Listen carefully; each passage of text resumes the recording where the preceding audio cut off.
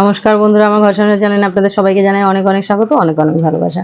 তো আশা করি আমার প্রিয় বন্ধুরা আপনারা সকলে ভালো আছেন, আমিও ভালো আছি বন্ধুরা। তো এখন থেকে ভিডিওটা স্টার্ট করলাম। এখন বেলা বাজে 11টা, আর এখন আমার ছেলের পরীক্ষা চালু হয়ে গেছে বন্ধুরা। মানে পরীক্ষা শুরু হয়ে গেছে বলে আমি কিন্তু ভিডিও প্রতিদিন দিতে পারছি না, কেউ কিছু মনে করবেন না।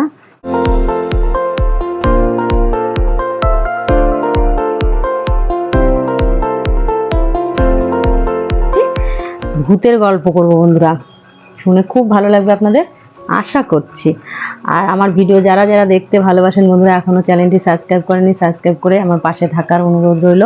আর ভিডিওটা পুরো না টেনে দেখবেন, আপনাদের ভালো লাগবে। তো বন্ধুরা, আজকে যে ভিডিওটা মানে গল্পটা করব সেটা হচ্ছে দীনেশের গল্প। দীনেশরা 4 ভাই, দীনেশ, বাদল, বিনয় আর গণেশ ছোট ভাইটার নাম। এবার ওর দাদারা যথারীতি মাঠে ঘাটে জন ঠন খাটে, খুবই মানে অবস্থা খারাপ ওদের, মানে খুবই গরিব, খুব গরিব। ওর বাবা আর ওর 2 দাদা মাঠে ঘাটে জন খাটার। জিনিস হচ্ছে সেজু ভাই। তো সংসারে প্রচুর অভাব অনটন, আর একটা দিদি ওদের, মানে একটাই বোন, 4 ভাই 1 বোন। তো বন্ধুরা, ওদের সংসার খুব কষ্টে শিষ্টে চলতো। ওর মা কিন্তু কিছু করতো না, সংসারে কাজকর্ম করতে করতেই ওর মা পুরো গৃহবধূ ছিল। সংসারে কাজকর্ম করতে করতে সারাদিন কেটে যেত। তো যেহেতু অভাব অনটনের দিন কাটে, তো বুঝতেই পারছেন অভাবের সংসার হলে মানুষে একটু কোথা থেকে সাশ্রয় করব, একটু কি করব, সেই চিন্তা ভাবনা সবাই করে। তো দীনেশ একদিন কি করেছে, দীনেশদের বাড়ি হচ্ছে সেই সাতবেরিয়া গ্রামে। তো দীনেশ কি করেছে, একদিন ভাবছে যে এত দাদারা খাটে, দীনেশ হচ্ছে সেজো ভাই, দাদারা এত খাটে, তো দাদা বাবা খেটে খেটে মানে পারছে না সংসারে, তো আমি যদি একটু ওদের কিছু হেল্প করতে পারতাম। তো দীনেশ খুব যে বড় তাও না, দীনেশের বয়স তখন ধরেন 16 বছর এরকম। তো ও অনেকের মুখে শুনেছে নতুন গ্রাম বলে, ওই সাতবেরিয়া গ্রাম থেকে ধরুন অনেকটাই দূর নতুন গ্রাম বলে একটা জায়গা আছে। সে মানে সাতবেরিয়া গ্রামের পরে 3-4টে গ্রাম পরে ওই গ্রামটা নতুন গ্রাম। নতুন গ্রামে লোক বসতি মানে হাতে গোনা অত বড় গ্রামে হয়তো 2 থেকে 3টে কি 4টে বাড়ি, আর পুরোটাই মাঠ আর মাঠ বন্ধুরা, তার মধ্যে গাছপালা, মানে চাষবাসের সব। এদিকে গ্রামের লোকরা ওখানে জায়গা কিনে কিনে চাষবাস করে, চাষের জমি পুরো, আলু ক্ষেত এরকম, ধান ক্ষেত, পাট ক্ষেত এরকম। তো আলুর সময় ছিল সেটা। দীনেশ কি করেছে, মাকে বলছে, মা আমি একটা জায়গার খোঁজ পেয়েছি, সেখানে ওদের যেহেতু এতগুলো লোক, ওরা 4 ভাই 1 দিদি, মা বাবা, তো ওদের সংসারে তো বুঝতেই পারছেন খরচটাও বাজারঘাটও সেরকমই লাগে। তো বলছে, মা এক জায়গায় খোঁজ পেয়েছি, ওখানে প্রচুর আলুর চাষ হয়, অনেকে বস্তা বস্তা আলু নিয়ে আসে, আমি একদিন যেয়ে দেখি না মা। তখন বলছে, কোথায়? বলছে নতুন গ্রাম। বলছে, মা যাবি না, ওই জায়গাটা ভালো না, আর পুরো ফাঁকা ফোঁকা। আমি শুনেছি অনেকের মুখে নতুন গ্রাম জায়গাটা না পুরো ফাঁকা, একদম গ্রাম ধুধু মাঠ, ওখানে যাস না কিন্তু। বলছে, মাস অনেকেই তো যায়, আমি যাই না একদিন। তো ও কারোর সাথে যায়নি বন্ধুরা, ও একাই একটা ভ্যান নিয়ে, যেহেতু ওর বাবা মাঝে মাঝে ভ্যানও চালাতো, গাছও কাটতো, আবার মাঠে জোনও দিত। তো ও একটা ভ্যান, ওর বাবার ভ্যানটা বাড়ি রেখে ওর বাবা গেছে জোন দিতে মাঠে, ধান ক্ষেত নিরাতে না, আলু ক্ষেত মানে আলু তুলতে এরকম গেছে। আর ও কি করেছে, ওই ভ্যানটা নিয়েই চলে গেছে নতুন গ্রামে। যেহেতু অতটা পথ তো হেঁটে যাওয়া সম্ভব না, আর সাইকেলে গেলে আলু ঝালু কুড়ালে সেটা নিয়ে আসবে কি করে। তো ওর জন্য ও অনেকের মুখে শুনেছে যে ওখানে অনেক সবজি টবজি পাওয়া যায়, তারপরে আলু খেতে, আলু কুড়ালে অনেক আলু পাওয়া যায়। তো বন্ধুরা গেছে আলু কুড়াতে, শীতের দিন ওখানে যখন চলে গেল আলু কুড়াতে। শীতের দিনে আলু চাষ মানে তোলে, আমরা সকলেই জানি যে ফাল্গুন মাসের দিকে আলু তোলা হয়। তো আলু তো ওখানে যে দেখছে কোথাও কোনো লোকজন নেই, কিন্তু আলু খেতে থেকে আলু তুলে নিয়ে গেছে, প্রচুর আলু পড়ে আছে, প্রচুর। আর ওর দেখে না খুব আনন্দ লাগছে, বলছে এত আলু পড়ে আছে। তো যারা আগে আগে গেছে তাদের মুখে শুনেছে ওরকম। তো ও পটাপট পটাপট আলু কুড়াচ্ছে, কুড়াতে কুড়াতে শীতকালেই কোথার থেকে যেন ঝমঝম করে অকাল বৃষ্টি হয়, সেরকম বৃষ্টি নেমে গেছে। নেমে যাওয়ার পরে ও কিন্তু অনেকগুলো আলু কুড়িয়ে নিয়েছে, মানে 2-3 বস্তা আলু কুড়িয়ে নিয়েছে। যেহেতু ওখানে যেহেতু কুড়ানোর কেউ নেই, লোকালিটি কম, খুবই কম, সেই কারণে কিন্তু ওখানে প্রচুর প্রচুর আলু পড়ে আছে। মানে ধরেন নিতে পারছে না, আর এক গাড়িতে যতটা লোড হয়েছে নিতে পারছে না, খানিকটা ফেলে দিয়ে গেল। আর এই ঘটনাটা শেয়ার করছি কিন্তু বন্ধুরা আজ থেকে 20 বছর আগেকার। তো দীনেশ তো ভীষণ খুশি হয়ে গেছে, এত আলু। ও 2-3 বস্তা আলু কুড়িয়েছে। উড়ানোর পরে তারপরে দেখছে এক জায়গায় বাঁধাকপি ক্ষেত ছেড়ে দিয়েছে।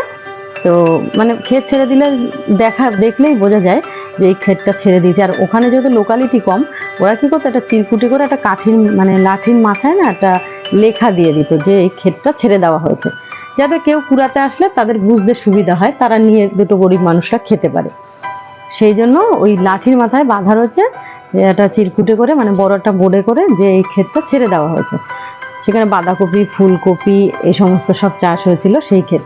তো অনেক বাঁধাকপি, ফুলকপি এরকম ছোট ছোট সাইজের, সেগুলো অনেকগুলো নিয়েছে বন্ধুরা, অনেক তুলে ঠুলে এবার 3-4 বস্তা হয়ে গেছে।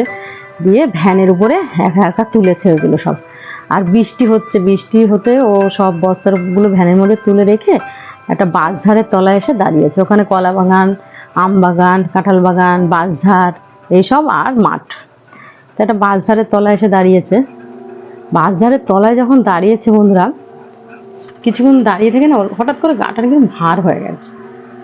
তারপরে পাশ দিয়ে যেন কে যেন ফিসফিস করে বলছে, কিরে তোর সাহস তো কম না, মানে একটা হেরে গলায় বলছে আর কি, তুই এই নির্জন মাঠে তুই আলু কুড়োতে এসেছিস, তোর সাহস তো কম না, তোকে আজ ঘাড় মুটকিয়ে খাবো। তখন ধরুন বন্ধুরা বেলা 4টে 4:30 বাজে। ও সেই সকালবেলায় গেছে ওই গ্রামে, যেতেও অনেকটা টাইম লাগে। তারপরে অত কিছু কুড়িয়েছে, এসে করেছে, বস্তা ভরেছে, সেগুলো সব ভ্যানে তুলেছে, তার মধ্যেও নেমেছে বৃষ্টি। এখন বৃষ্টি নামার পরে ওরকম বাঁশধারে যখন দাঁড়িয়েছে, তখন ওরকম ফিসফিস করে ওরকম কারোর একটা কলা শুনছে, এদিকে ওদিকে তাকাচ্ছে। দিনেশ একা, মানুষ একা না বোকা, দিনেশ একা। দিনেশের কিন্তু বেশ ভালো ভয় পেয়ে গেছে দিনেশ। তখন ও ঠাকুরের নাম জপ করতে শুরু করেছে। জপ করে যখন বৃষ্টিটা একটু কমে এসছে, কিন্তু ও কিন্তু ভালোই ভয় পেয়ে গেছে। বৃষ্টিটা যখন একটু কমে এসছে, তখন ও দেখছে যে আলু ক্ষেত থেকে ও আলু কুড়িয়েছে, সেই আলু খেতে বন্ধুরা বৃষ্টির জল পড়ে আরো আলু সব জেগে জেগে উঠেছে। আরো যে পাশে পাশে ক্ষেতগুলো, তার থেকে প্রচুর আলু জেগে জেগে উঠেছে। ও না আরো যতটা পেরেছে আলু কুড়িয়েছে। মানুষ বলে না, অভাবের তাড়নায় মানুষ কি করে। ও দেখছে সন্ধ্যা হয়ে যাচ্ছে, শীতকালে তাড়াতাড়ি সন্ধ্যা নেমে আসে, তো আরো আলু কুড়িয়েছে। কুড়িয়ে অন্ধকার নেমে এসছে যথারীতি। তখন বন্ধুরা ও সব আলু ঠালু, সবজি মবজি যত যা পেরেছিল সেখান থেকে তুলে নিয়ে পুরো ভ্যানে লোড করে নিয়ে এবার ভ্যানটা টানতে শুরু করেছে। গ্রামের রাস্তা, ওর তো পাকা রাস্তা না, মাটির রাস্তা, বৃষ্টিতে ভিজেও গেছে, কোনো কোনো জায়গায় চাকা আটকে যাচ্ছে। খুব কষ্ট করে দিনেশ টানতে টানতে সেটা কিছুটা দূরে যখন আসে, তখন তো প্রকাণ্ড একটা লম্বু বাগান, লম্বু গাছ থাকে না, সেই লম্বু বাগান। আর এই পাশটায় রয়েছে শাল বাগান। দুপাশে, এক পাশে লম্বু বাগান, এক পাশে শাল বাগান। তার মাঝখান থেকে ও ভ্যান নিয়ে যাচ্ছে। চারিদিকে কেউ নেই, পুরো নির্জন, নিস্তব্ধ, ঝিঝি পোকার ডাক, আর সন্ধ্যা নেমে এসছে, অন্ধকার অন্ধকার হয়ে এসছে। তার মধ্যে ও ভ্যানটা টানতে পারছিল না কিছুতেই। ও কিছুক্ষণ পরে দেখছে ভ্যানটা কেউ যেন ঠেলে দিল ওকে, ভ্যানটা ঠেলছে কেউ একটা। তখনও পিছন দিকে তাকিয়েছে, দেখছে কাউকে দেখতে পাচ্ছে না, কিন্তু ইজি হচ্ছে ওর ভ্যানটা চালানো না, খুব সহজ হয়ে যাচ্ছে। মানে কি করে হচ্ছে ও নিজেও বুঝতে পারছে না। তারপরে কিছুক্ষণ পরে আবার যখন তাকিয়েছে, তখন দেখছে ওর ভ্যানের উপরে খুব বিকট দেখতে একটি ব্যক্তি বসে আছে। যে বলছে, আমি তো খেলছি। মানে সে দিনেশ মামা, মানে আমাদের ওই গ্রামেরই ছেলে, আমরা মামা মামা করে ডাকতাম। এমনভাবে দেখিয়েছে, আমি আপনাদের দেখাতে পারছি না সেই দৃশ্যটা বন্ধুরা। মানে আমরা হলে মনে এখানে হার্ট ফেল করতাম। বলে আমি তখন, মানে দিনের সময় বলছে, আমি তখন না, আমি আর আমার মধ্যে নেই। মানে আমি রীতিমতন ভিতর থেকে মনে হয় কি যে আমি, আমার মনে সব মানে নারী বুড়ি এসে হয় না, কোথায় চলে যাচ্ছে, আমি মানে কোথা থেকে কোথায় চলে যাচ্ছে আমার মেমোরি, মানে কি হচ্ছে যে আমার সাথে। আমি ভয়তে মানে কি করবো দিশা পাচ্ছি, চিৎকার করবো না, মুখ দিয়ে আওয়াজ বেরোচ্ছে না, ওখান থেকে আমি সরতেও পারছি না, পাটা এতটা ভারী হয়ে গেছে আমার। তখন ও বলছে রাম, মানে বলে আমার হঠাৎ করে না রাম নামটা মনে হচ্ছে, দিল রাম রাম রাম রাম রাম রাম রাম রাম রাম রাম রাম রাম রাম রাম রাম রাম। হ্যাঁ, বলে 3বার ওরকম করে হেরে গলায় বলছে, চালাবেন, আমি তো ঠেলছি, আলো সবজি নিবি। বন্ধুরা এতটা ভয় পেয়ে গেছে দিনেশ মামা, রীতিমতন সেখানে প্যান্টে পেচ্ছাপ করে দিয়েছে। আর পেচ্ছাপ, মানে প্যান্টেও যে পেচ্ছাপ হয়ে গেছে ও নিজেও জানে না যে ও প্যান্টে পেচ্ছাপ করে দিয়েছে। দিয়ে নিয়ে ও কিন্তু ওরকম রাম রাম রাম রাম রাম রাম রাম রাম চোখ বন্ধ করে করেই যাচ্ছে রাম রাম রাম রাম রাম রাম রাম রাম রাম রাম রাম রাম। অনেকক্ষণ পরে বন্ধুরা যখন দেখছে আর কোনো সারা শব্দ নেই, হট করে একটি লোক সাইকেল নিয়ে ওদিক থেকে আসছিল, তার নাকি ওই নতুন গ্রামেই বাড়ি। তো সে বনগায় সার কিনতে গেছিল, তো পিছনে সারের ভ্যান আসছে, ওনার নিজেরই ভ্যান, আর উনি সাইকেল নিয়ে সামনের দিকে আসছে। এসে বলছে, আরে বাপু রাস্তার মাঝখানটায় দাঁড়ায় রয়েছে, তুমি সরো সরাও তোমার ভ্যানটা, আমার ভ্যান আসছে পিছনে, যাবে কি করে, আমি সাইকেল নিয়ে সরতে পারতেছি না। গ্রামের লোকরা যেরকম ভাষা বলে, সরাও তোমার ভ্যানটা বলে। তখন না আমি হঠাৎ করে ভাবছি কে রে, মানে আমি তো চোখ বন্ধ করেছি। বলছে, আরে বাবা ঘুমিয়ে বললে নাকি, সরাও তোমার ভ্যানটা এখান থেকে। তখন বন্ধুরা দিনেশ মামা বললো যে আপনি আপনি কে? বলছে, আরে বাবা আমি কে তোমার জেনে লাভ কি, তুমিও পথিক আমিও পথিক, তোমার ভ্যান সারাও, আমি সাইকেল নিয়ে যাব। হ্যাঁ, তখন দিনেশ মামা বলে, তখন আমি বুঝলাম যে উনি কোনো, বলছে আপনার বাড়ি কোথায় কাকু, এদিকে যাচ্ছেন? বলছে আমার বাড়ি নতুন গ্রামে। তুমি কোন গ্রামে যাবা, তোমার বাড়ি কোথায়? বলছে আমার বাড়ি সাতবেড়ে। বলছে এখানে কি করতে এসেছিল, আলু খুঁড়তে? মানে ওরা আলু কুড়ানোকে বলে আলু খুঁড়তে এসছে। বলছে হ্যাঁ কাকু।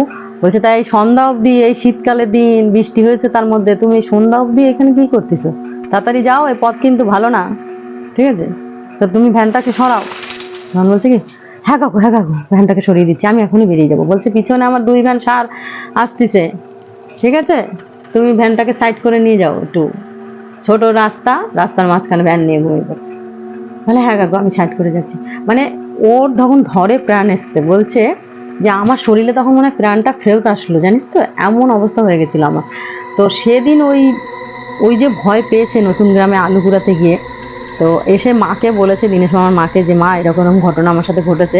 দীনেশ মামার মা বলেছে, না খেতে পেয়ে মরে যাব, কিন্তু কোনোদিন আর নতুন গ্রামে আলু কুড়াতে যাস না বন্ধু, তুই কোনো দিন যাবি না। তো বন্ধুরা দীনেশ মামার ভূতের কবলে পড়া এই নতুন গ্রামে আলু কুড়াতে গিয়ে, এটা কিন্তু নতুন কিছু না। ওই নতুন গ্রামে অনেকে আলু কুড়াতে গিয়ে এরকম ভূতের কবলে পড়েছে। শুধু আলু কুড়ানো না, ওই গ্রামে অনেক কিছুই পাওয়া যায়, যেহেতু ওখানে লোক বসতি কম, শুধু চাষ আর চাষ, অনেক দূরে বাড়ি, আর অনেক দূরে ওইখানে মাঠে জমিতে চাষ করে। যদি কেউ চুরিও করে নিয়ে যায় সেটাও কিন্তু মালিক জানতেও পারে না। তো এই কারণে ওইখানে কিন্তু কুড়াতে যায় আলু, আর প্রচুর পরিমাণে আলু, ওলের সময় ওল, পটলের সময় পটল, মানে অনেক কিছু নিয়ে আসতে পারতো। গরিব মানুষরা ওখানে কুড়াতে টুড়াতে যেত। আর যে এরকম ভূতের কবলে কিন্তু অনেকেই পড়েছে বন্ধুরা। তো দীনেশ মামা বিস্তারিতভাবে তার সাথে কি ঘটনা ঘটেছিল সেটা আমাদের সাথে শেয়ার করেছিল, সেই জন্য আজকে আপনাদের সাথে আমি শেয়ার করলাম। তো গল্পটি কেমন লাগলো অবশ্যই কমেন্টে জানাবেন, আর যদি গল্প ভালো লাগে লাইক কমেন্ট শেয়ার করুন, চ্যানেলটি সাবস্ক্রাইব করে আমার পাশে থাকবেন। তো আজকের ভিডিও এখানে এন্ড করছি। সকলে ভালো থাকবেন, সুস্থ থাকবেন, অবশ্যই সাবধানে থাকবেন। টাটা।